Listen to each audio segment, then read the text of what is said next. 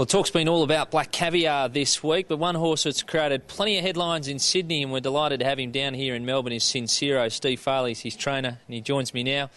Your first time here with the horse? Yeah, my first time here with the horse. I've travelled down to about 5 Cox Plates, the Melbourne Cup and a Derby day, so yeah, but it's the first time here with the horse. So obviously great excitement and probably a bit of nerves to go with it as well. Yeah, no, a bit of nerves. It's the other side of the fence, down the stabling area, preparing one for a big race in Melbourne. So we're delighted to have him down here.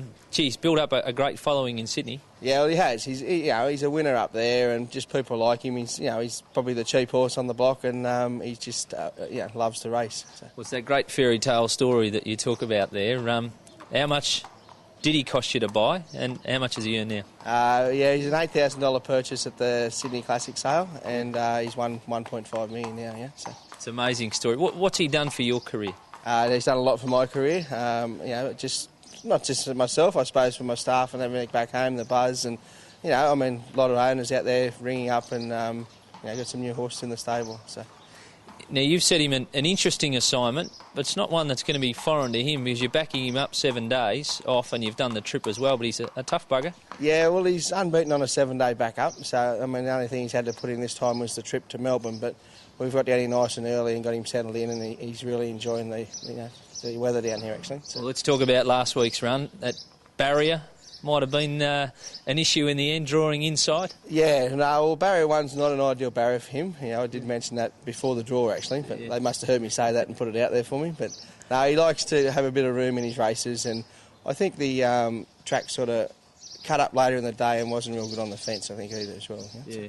What about, we go back to his run before that, the George Main? She's an outstanding performance. Yeah, great performance that day. He done it tough. Nothing sort of went to plan that day. And, a nice horse, and I love this city, sort of whipped round him at the 200, put half a length on him, and I thought he was going to run a nice second, but he dug deep to win. Yeah? So.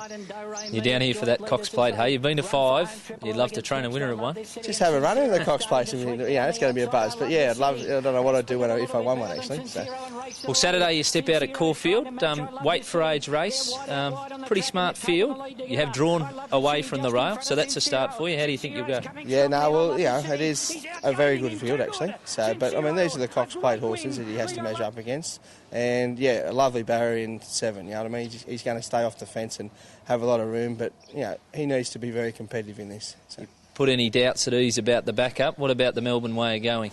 Well, no, he's had probably 6 works at home Melbourne way. One gallop, Chris actually came up and had a good gallop on him. He was very happy with him. He got on the right leg and his work was sound up there. So after this, you go to the Cox Plate. Might we see you any further over the carnival? Well, there is the option of staying and going around in the McKinnon the week after, which you'd think would be a nice race for him, a big track at Flemington, So. Terrific. Well, shaping up as a big spring carnival, and we're delighted to have you here. No worries. Thank you very much. There we go, Steve Farley chatting to us about Sincero, who's making his Melbourne debut here Saturday at Caulfield.